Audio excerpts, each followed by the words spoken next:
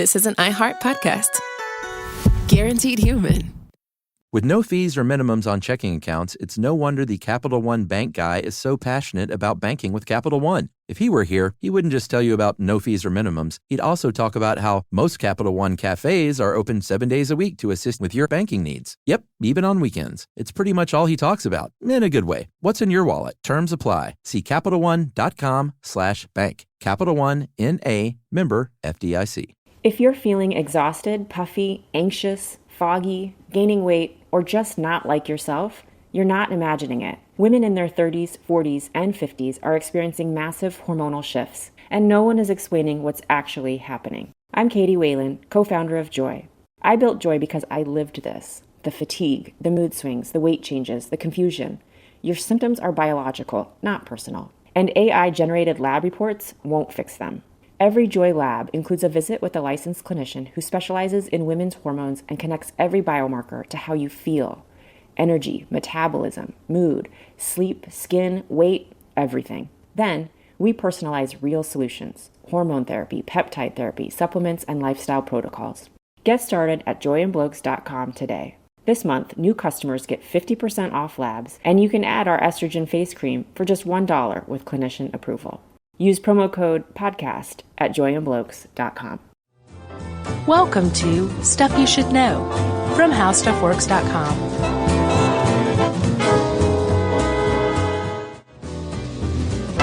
Pumpkin chucking. That's right, Chuck. Hey, and welcome to the podcast. I'm Josh Clark. Clearly, Chuck Bryant's here. And let's talk about pumpkin chunking, I guess. You just kind of forced our hand, Chuck. Yes, the road to pumpkin chucking and pumpkin chunking. So that's on Science Channel, 8 p.m. Eastern Time on Thanksgiving night. Yeah. You can see some pumpkins get chunked. Pumpkins get chunked. Pumpkins. Yeah. Okay. Again, Science Channel, the road to pumpkin chunking starts at 8 p.m. Eastern Time. Pumpkin chunking itself starts at 9. Great. Thanksgiving night. Yes. Science Channel. On with the show. Yeah, Chuck. Have you ever belonged to a population? No, man. I'm totally independent. Screw populations. You're like that guy who lives on the commune, right? Right. Yeah, well, the joke's on him because a commune constitutes a population. That's right. This sounds kind of boring, and you would think it is. We're about to do how population works. It actually started to pick up. I actually didn't know what it was even going to be when I saw how population works. I was like, what? You know what's awesome? This was my idea, this article was. I pitched it. Oh, really? Mm-hmm. Why didn't they let you write it? I don't know. Jerks. I know. But the Grabster did a good job with it. Oh, yeah, the Grabster is always good. Yeah. Class That's act. Ed Grabanowski, by the way. Right. So, human beings, marriage, human beings tend to congregate. Yes. And segregate, interestingly. That is an excellent... You just blew my mind. Good Lord, Chuck. Well, let's get back to what I was saying. Right. Unless you want to go on the segregation route. We'll get on that later. Humans congregate and segregate, but let's talk about congregation in that most of the time, I would say our early ancestors and probably even other species congregate because there's safety in numbers. Sure. And it helps, like with farming, collecting water and food, group power numbers. But even before farming, hunter-gatherers lived in bands of, I think, 30 was about tops. They figured out somewhere along the way that groups of 30 or groups of more than 30, there tended to be a lot more hostility and intergroup problems. Have you ever tried to kill a mastodon by yourself? That's another good point, too. There's cooperation. Easy. Sure. Mastodon. There's... If let's say if you are farming and your crop fails, well, you're not standing there like, well, I'm in trouble. Yeah, I'm gonna You die can say, now. hey, neighbor, I'll totally give you favors of some variety if you will let me have some of your grain. Right. I'll give you a chicken, let's say. Sure. You can trade. Yeah, barter. There's a lot of reasons people live together. So it's my theory that people aggregate together naturally. Yes. And then there are people out there who get their jollies by studying these groups of people. They're called demographers. Yeah, demographers. So we have populations, natural or otherwise, and let's say a natural population today are people who live in a certain state. Yeah, Georgians. Right. That's where we are. So that you have natural populations, and demographers study them, right? Sure. And they look at things like, say, how many people in this natural population are Republicans. Or Democrat, or how many are Caucasian. Right. Or how many have, how many live below the poverty line. All kinds of things you can study. Right. By looking at a population. And are these groups segregated, like you brought up? Mm-hmm. You know, like if you study where different races are living, are they living mingling? If so, then that's probably a fairly harmonious place, hopefully. Right. If not, why are they living apart? How do Right. we fix this? Because it's probably a problem. Sure. Who knows? But yes, so demographers study populations, natural or otherwise, right? Yes. The problem is very few people have the ability to hover over the earth and use super binocular vision to study populations by sight. Yeah, very few people. Yeah. Like 3 or 4, I think. Tops. Does Does that count as a statistic? I think so. Okay. Richard. So measuring populations, is that what you're going to talk about? How do we actually determine this kind of thing? Yeah. Well, that was my segue. That was a good segue. There's a couple of ways, wasn't. Josh. One is by counting them, literally counting them like a census. Counting every single person. Right, and that is called complete enumeration. Yeah, remember we talked about that poor guy who was killed or possibly killed himself in Kentucky, the census taker? Right. Oh, I didn't know that suicide was a possibility there. I got a cryptic email from somebody I never followed up on that said that he identified himself as a doctor, and I think said that he was part of the group that was the medical examination team, and said that they strongly suspected suicide. Really? My problem with it is how do you bind yourself in duct tape? I don't know. How do you bind your own wrists in duct tape? I'll show you later. Okay. My point is, wow, you threw me off at that one. My point is that he was called an enumerator. Yes. Literally counter. And that's the people who work for the census whenever they have their drive and they count. Right. And that's one way to determine it. Well, let's talk about the census. It's gone on every 10 years since 1790, right? Yeah. And the reason they do it every 10 years is because it's a real pain in the ass to count every person in America. Yeah, the real reason they do it is so they can, well, there's a lot of reasons, but no, reveal taxes. It. Exactly. Taxes. That is the reason why anyone's ever conducted a census. Yeah, well, plus they determine the number of House representatives for your state based on population, stuff like that. Oh yeah, there's that too. But, come on, taxes. Did you know that that the census information is kept secret for 72 years? Yeah, aside from the numbers, I believe. Right. The public cannot see that information for 72 years. Right. I wonder why 72. That's odd. It is odd. I wonder if that was the average lifespan at the time or something. Dude, that's got to be it. I'll bet you're right. Okay. The other way, Josh, is to do something called sampling. And that is when statisticians use a mathematical formula to determine the minimum number of people that must be counted, and then they multiply that out and basically end up getting a full population. And sometimes, I didn't know this, that's even more accurate than an actual head count. Right. You see that margin of error, it's like plus or minus 4%. Yeah, you got to have a margin of error there whenever you're sampling. Right, because you're not actually going around asking every single person in America, are you left-handed? Yeah. To determine how many people are left-handed. Yeah. But let's say you have a population of 1,000 and some statistician's been like, you need 100 and do it. What? Do your egghead voice. No. Yeah, you need 150 people. There are 150 people that are left-handed, and you can just multiply that out to determine that there are, in fact, how many people? Let's say 10% of the population. 10% of the population. Right, but hey. Your sample is perfect, Chuck. Your sample has to be a random sample to be an effective sample. Yeah, and you know how they used to do that? Uh-huh. They used to just pick it out of the phone book. Oh, I know. And call people. I know, and that makes sense to a certain extent. No, it doesn't. Well, back then it made a little more sense. I would think it made less sense, especially if you're talking like 1950 or something. Well, it depends on what year. I'd say in the 1980s it was probably a good way, but now there's cell phones. People in college probably don't have a phone. Poor people who don't have phones at all. Poor people who don't have phones, sure. So that's not a very good way because. What about freight train riders of America? What's that? They don't have phones. Oh yeah, good point. Yeah, they're not allowed. I don't think they want them. So sampling is a little harder than it seems. Yeah. Right, especially coming up with a random population, random sample of the population. But, okay, so far we've talked about people and where they live. Right. There's other ways to define a population. There's other attributes that people have that we use to lump into population. Yeah, right? It's not just a geography. When people think populations, it's not just a city population. Or state. Yes. What? Or age? nation. Age. You can have a population of age. Or continent. A demographic. Right. What else? Location, of course. Socioeconomic populations. Let's talk about age. Why would you even want to know age? Who cares? People are old. People are young. Whatever. Right. Well, there's a lot of factors. Like take the baby boom, for instance. After World War II, all these babies were born, so there was a bulge in the population. Mm-hmm. And I just like saying the word bulge. You got to do the air quotes. Air quotes. Yeah. So what that will show them then is, wow, we got a bulge here. So that means probably in 25 to 60 years, there's going to be some serious buying power. Right. Let's in this start country. Borrowing as much money as we can right now. Right. But it also means in 70 plus years that they may be a medical burden and a burden on Social Security and that kind of thing. So let's start borrowing as much money as we can right now. Right. Yeah.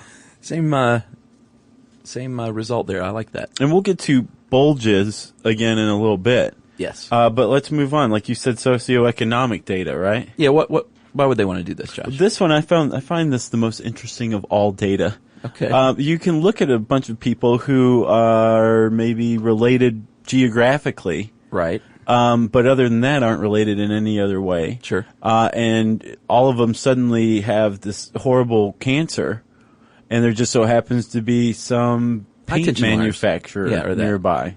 What did you say? High tension wires. Sure. Which has been proven, I think, to not actually have any effect on people. Not in my book, buddy. So now all of a sudden you have this information, thanks to your demographer friend who went and collected it. Uh-huh. And you can say, okay, paint factory, you guys better start giving away some free paint. Yeah. Or we're going to sue you. Yeah, true. Yeah. Race. Yeah. That's a little more hinky because technically there is no such thing as any difference in different races.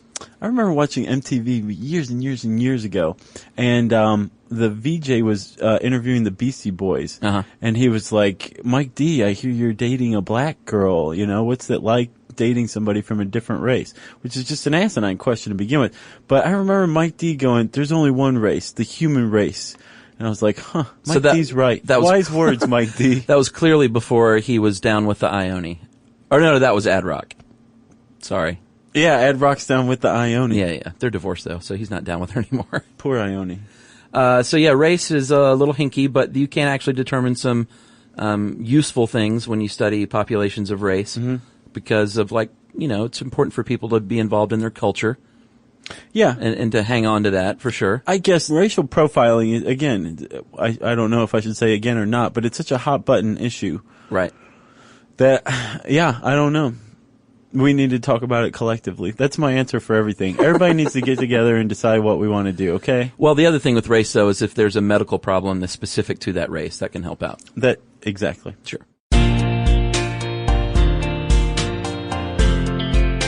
Stuff you should know. Support for this show comes from Public, the investing platform for those who take it seriously. On Public, you can build a multi-asset portfolio of stocks, bonds, options, crypto, and now generated assets, which allow you to turn any idea into an investable index with AI. It all starts with your prompt, from renewable energy companies with high free cash flow to semiconductor suppliers growing revenue over 20% year over year. You can literally type any prompt and put the AI to work. It screens thousands of stocks, buys one-of-a-kind index, and lets you backtest it against the S&P 500. Then you can invest in a few clicks. Generated assets are like ETFs with infinite possibilities, completely customizable and based on your thesis, not someone else's. Go to public.com/SYSK and earn an uncapped 1% bonus when you transfer your portfolio. That's public.com/SYSK. Paid for by Public Investing. Brokerage services by Open to the Public Investing, Inc., member FINRA and SIPC. Advisory services by Public Advisors, LLC, SEC registered advisor. Generated Assets is an interactive analysis tool. Output is for informational purposes only and is not an investment recommendation or advice. Complete disclosures available at public.com/disclosures. If you're feeling exhausted, puffy, anxious, foggy, gaining weight, or just not like yourself, you're not imagining it. Women in their 30s, 40s, and 50s are experiencing massive hormonal shifts, and no one is explaining what's actually happening. I'm Katie Whalen, co-founder of Joy. I built Joy because I lived this. The fatigue, the mood swings, the weight changes, the confusion. Your symptoms are biological, not personal. And AI-generated lab reports won't fix them. Every Joy lab includes a visit with a licensed clinician who specializes in women's hormones and connects every biomarker to how you feel. Energy, metabolism, mood, sleep, skin, weight, everything. Then, we personalize real solutions: hormone therapy, peptide therapy, supplements, and lifestyle protocols. Get started at joyandblokes.com today. This month, new customers get 50% off labs, and you can add our estrogen face cream for just $1 with clinician approval.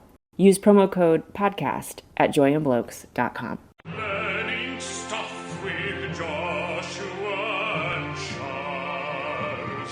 Stuff you should know. All right, so Chuck, we've got all these different factors. Yes. Attributes, variables. We've used the word demographer several times. So we know that people study populations. One of the reasons why we study populations is to see how big it's getting.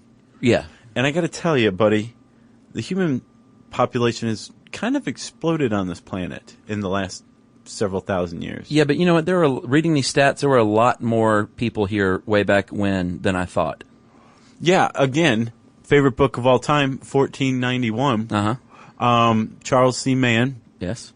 He basically points out that there is probably 100 million people on the North American or in the Americas in 1491. That's awesome. Yeah, which is a fifth of the world population, is way more than anyone thought. Yeah. And the reason why is because 1492, Columbus shows up, smallpox just ravages both continents, and by the time the European settlers start coming for real, the place is decimated. It seems like there's nobody there. Right. Well, he had the whole genocide too thing. Did you ever know about that, Columbus? I hear his men used to like sharpen their knives on like the skulls of live natives. Well, there's because genocide we talk about later on in the article, but there's speculation that Columbus may have been responsible for like the worst mass genocide in human history. Wow. By completely wiping out the Taino Indian people. Really? And that was in Hispaniola, which is modern day, I think, Haiti and Dominican Republic. And some people say there were only like 500,000 of them, and some people say there were as many as 15 million at the time that were decimated to about 2,000. Decimated through violence or through disease? Yeah, well, through Or violence, both? because Columbus came over, set up a camp in Hispaniola with about 40 people, and then left, came back on trip number 2, and found that the Indian tribe there had killed all those people. So he went on a kill crazy rampage, basically, and completely wiped out the population. Yeah.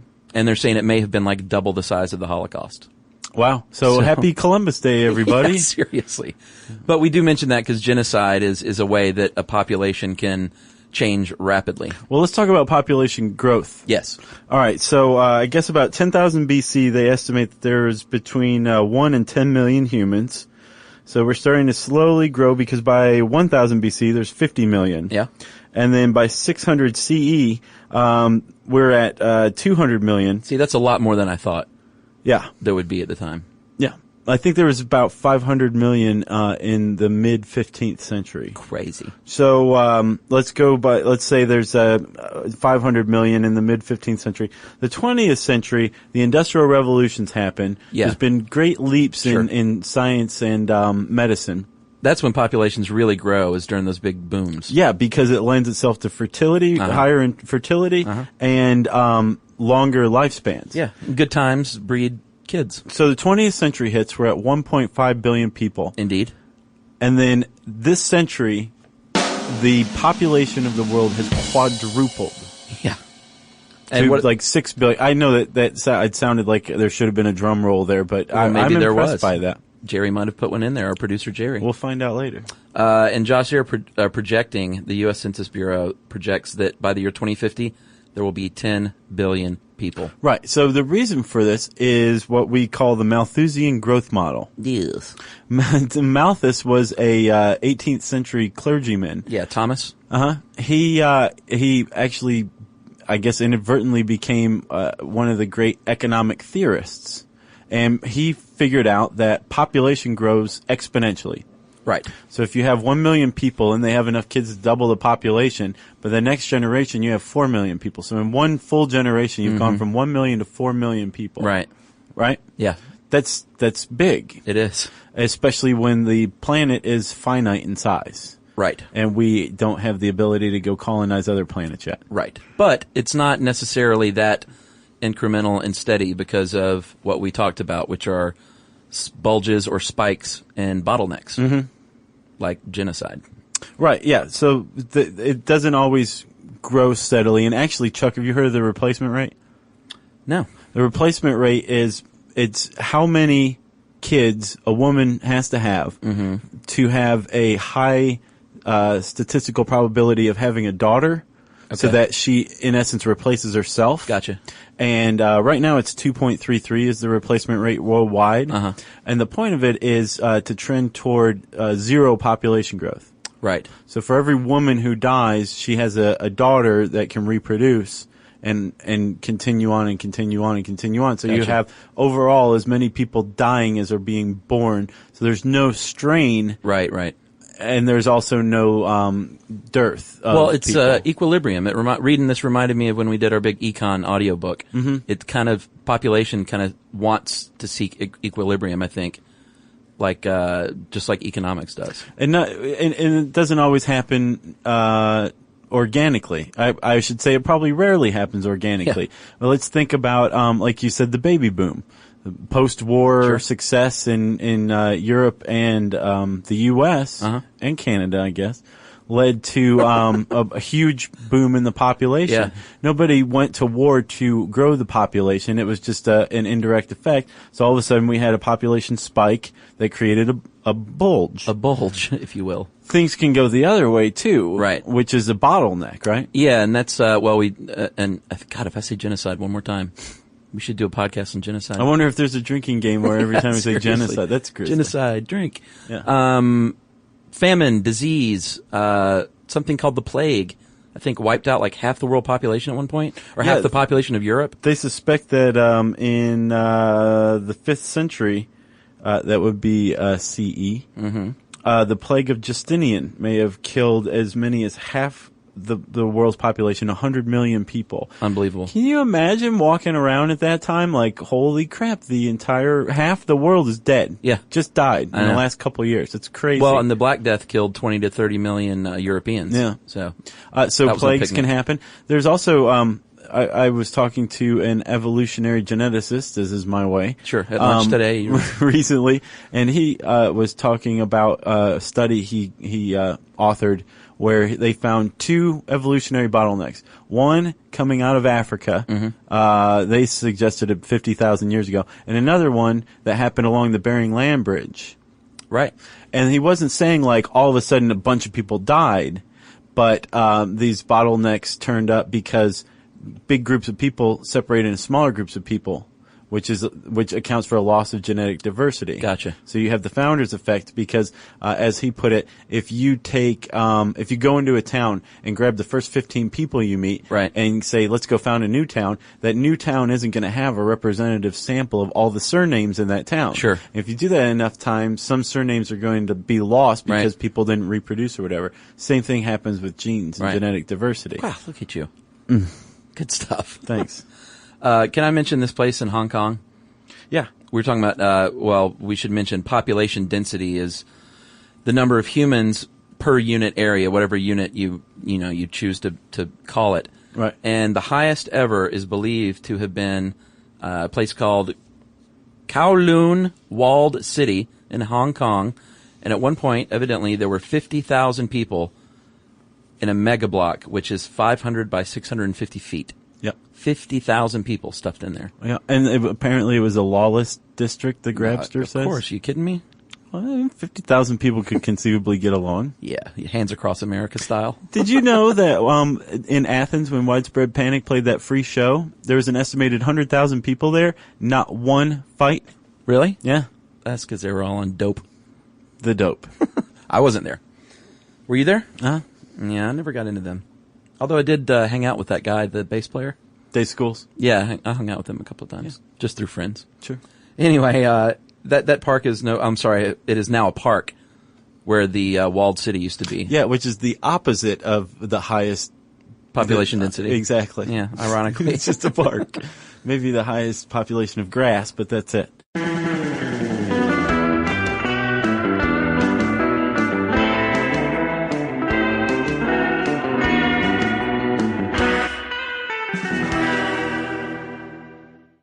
Support for this show comes from Public, the investing platform for those who take it seriously. On Public, you can build a multi-asset portfolio of stocks, bonds, options, crypto, and now generated assets, which allow you to turn any idea into an investable index with AI. It all starts with your prompt, from renewable energy companies with high free cash flow to semiconductor suppliers growing revenue over 20% year over year. You can literally type any prompt and put the AI to work. It screens thousands of stocks, buys one-of-a-kind index, and lets you backtest it against the S&P 500. Then you can invest in a few clicks. Generated assets are like ETFs with infinite possibilities, completely customizable and based on your thesis, not someone else's. Go to public.com/SYSK and earn an uncapped 1% bonus when you transfer your portfolio. That's public.com/SYSK. Paid for by Public Investing. Brokerage services by Open to the Public Investing, Inc., member FINRA and SIPC. Advisory services by Public Advisors, LLC, SEC registered advisor. Generated Assets is an interactive analysis tool. Output is for informational purposes only and is not an investment recommendation or advice. Complete disclosures available at public.com/disclosures. If you're feeling exhausted, puffy, anxious, foggy, gaining weight, or just not like yourself, you're not imagining it. Women in their 30s, 40s, and 50s are experiencing massive hormonal shifts, and no one is explaining what's actually happening. I'm Katie Whalen, co-founder of Joy. I built Joy because I lived this. The fatigue, the mood swings, the weight changes, the confusion. Your symptoms are biological, not personal. And AI-generated lab reports won't fix them. Every Joy lab includes a visit with a licensed clinician who specializes in women's hormones and connects every biomarker to how you feel. Energy, metabolism, mood, sleep, skin, weight, everything. Then, we personalize real solutions: hormone therapy, peptide therapy, supplements, and lifestyle protocols. Get started at joyandblokes.com today. This month, new customers get 50% off labs, and you can add our estrogen face cream for just $1 with clinician approval. Use promo code PODCAST at joyandblokes.com.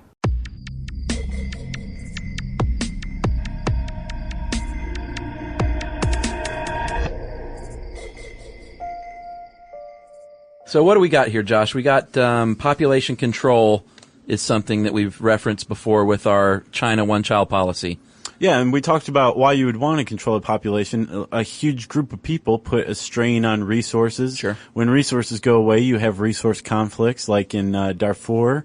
Again, genocide. Right. Sadly. There's all sorts of problems that come from too many people coming or living in one place because of the strain it puts on resources and resource allocation, right?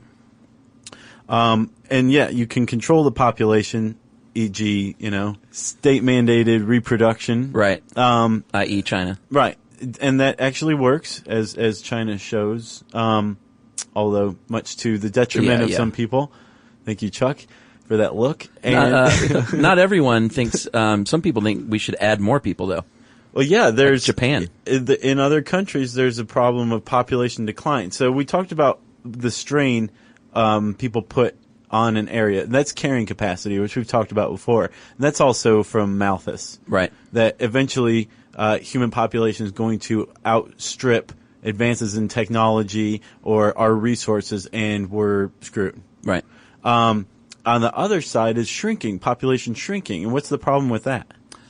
Well, you don't want the population to shrink too much because you need those hands to go to work and to contribute to the economy and to grow the grain and sow the flour and all that good stuff. And apparently in Russia, Japan, and Australia, they all have like little incentive programs. Yeah. To make little babies. Sure. How about that? Which is the way to go. Remember John Fuller's famous quote when he was pitching an article about that program in Russia, and he was talking about Putin giving away a TV? Oh, yeah, that's right. Yeah. That was really funny. Yeah. Have a baby, get a TV. I think you had to be there. And Chuck, the reason why some of these places are seeing a population shrink and are having to, I guess, give incentives to reproduce, right? Started in about 1960. Birth control. That's so crazy that it had an effect. That much of an effect. That pronounced of an effect. Yeah. Well, it would seem like it would, though. I guess so. Because it's called birth control. Sure. You know? Yeah. Before that, it was called have as many babies as you possibly can. Right. It was called no control. Right. All right. So clearly, there's a lot of reasons to study people. Yeah. It's way more interesting than I thought it would be. There's a lot of stuff to study, too. Indeed.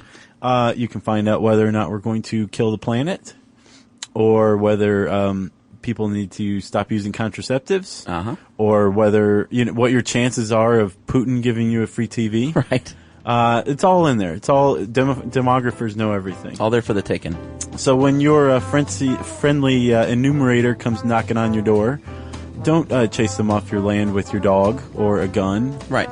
Let them in. Give them some lemonade, maybe some cookies. Yeah, well, check their laminate first, but before you let them in. COA, Chuck, good going. And if you want to know more about population, you can read Grabanowski's great article on the site. Just type in population in the handy search bar at howstuffworks.com, which of course leads us to listener mail. Josh, I'm just going to call this your turn at listener mail. Because I think you have to talk about somebody. Good. Yeah, I just I don't necessarily have too much listener mail per se. But I just wanted to give a shout out to a couple of fellow Toledoans. One who's a longtime resident and one who's a recent transplant. Christopher is holding the fort down in Toledo for me. Keeping it real. He has officially lobbied the Congresswoman from Toledo to get me the key to the city. Dude. How awesome would that be? That happens. Yeah. So Marcy Kepter, if you're listening, I would like that. If you get a much. key to the city, we got to go for a ceremony, and I at least want to get like a keychain to the city. Okay. And you can have the key, but okay. I get the keychain. We'll see what we can do. All right. So yeah, Christopher has officially petitioned her. He's suggested that I'm the third most famous Toledoan of all time. After Jamie Farr. Jamie Farr, Danny Thomas. Oh, yeah. The great entertainer. Sure. And then me. And I was like, I think you're forgetting Katie Holmes. She's from Toledo. Is she? And he's like, no, you got her beat. Yeah, no, Kate Cruz, you mean? Oh, is it Kate Cruz now? Yeah, give me a break. So anyway, thanks a lot for the effort, Christopher, even if it doesn't come to fruition. If it does, you will get a firm handshake and a free Friendlies Sunday of your choosing from me. Oh, I love Friendlies. Yeah, we'll be going to Friendlies if we go to Toledo, buddy. For sure. And then I also want to say hi to Colin, who is a recent transplant, as I said, from Colorado, I believe. Who moves from Colorado to Toledo? He moved to Toledo to attend Bowling Green State University. Oh, okay, sure. Go Falcons. Yeah. My brother went there. And Colin did so in an 88 Dodge Colt. Right. That's having a couple of problems. One, the rear struts are completely detached, and the axle is holding on by a tread, he says. And the mechanics didn't want him to leave when he took it in for service. So they're like, you're going to die in this thing. And the other problem is it has ants, he says. I've never heard of a car having ants. I had ants in a car once. Really? You can't get rid of them when they come in. Well, that's probably when you were living in the car, which was probably always parked on the anthill. This is actually prior to that, when I lived in the car. But yeah, no, it's a real problem, and Collins basically just bit the bullet and said, well, I have ants in my car now. He loves his 88 Dodge Colt. He said he loves Toledo. He's enjoying it. He went to Tony Pacco's, as I suggested. I got to try that one day. I also told him to go to Rusty's Jazz Cafe. Nice. So it's as authentic as it comes. It's awesome. Hey, Christopher, hey, Colin, you guys enjoy yourselves. Be safe in Toledo. Heck yeah. Buckle Go Mud down Hens. for the winter. Go Mud Hens. And thanks for writing in. And if you want to say hi to me or Chuck or both of us. Chuckers or Jerry. Right. Chuckers, Jerry, Chuck or Chuck or me, Chuck and me. Right. You can put that in an email to stuffpodcast@howstuffworks.com. For more on this and thousands of other topics, visit howstuffworks.com. Want more How Stuff Works? check out our blogs on the howstuffworks.com homepage. At CVS, it matters that we're not just in your community, but that we're part of it. It matters that we're here for you when you need us, day or night. And we want everyone to feel welcomed and rewarded. It matters that CVS is here to fill your prescriptions and here to fill your craving for a tasty and, healthy snack. At CVS, we're proud to serve your community because we believe where you get your medicine matters. So visit us at cvs.com or just come by our store. We can't wait to meet you. Store hours vary by location. Hi, Kyle. Could you draw up a quick document with the basic business plan, just one page, as a Google Doc, and send me the link? Thanks. Hey, just finished drawing up that quick one-page business plan for you. Here's the link. But there was no link. There was no business plan. I hadn't programmed Kyle to be able to do that yet. I'm Evan Ratliff, here with a story of entrepreneurship in the AI age. Listen as I attempt to build a real startup run by fake people. Check out the second season of my podcast, Shell Game, on the iHeartRadio app or wherever you get your podcasts. This is an iHeart podcast. Guaranteed human.